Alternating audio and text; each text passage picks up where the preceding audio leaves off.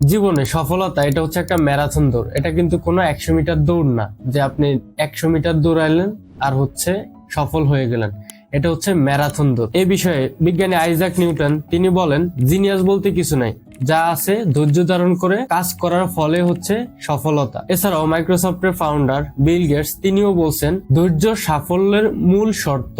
সুতরাং আপনি যদি মনে করেন লাইফ হচ্ছে টি-20 রেসের মতো, তাহলে আপনি ভুল জায়গা আছেন। আপনাকে খেলতে হবে টেস্ট ম্যাচের মতো, অর্থাৎ এইখানে আপনাকে অনেক সময় ধরে খেলে, অর্থাৎ অনেক সময় ধরে কাজ করে, দীর্ঘদিন হচ্ছে পরিশ্রম করে এবং হচ্ছে ধৈর্য ধারণ করে লেগে থাকতে হবে।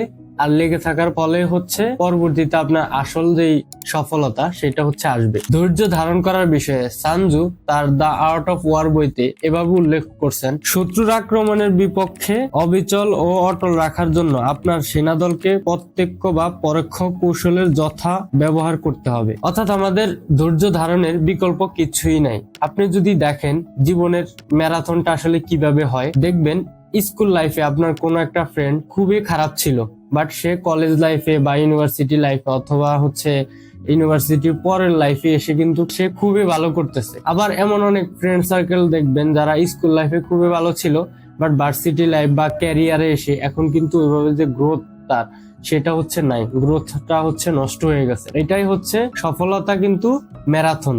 এটা কিন্তু টি-20 বা 1-2 বছরের গেম না, এটা হচ্ছে একটা লম্বা সময়ের খেলা। তো সফলতার জন্য ধৈর্য ধারণের বিকল্প কিছুই নাই। আসুন আমরা প্রতিনিয়ত রেগুলার নিয়মিত কাজ করি এবং হচ্ছে ধৈর্য ধারণ করে নিয়মিত কাজ করি।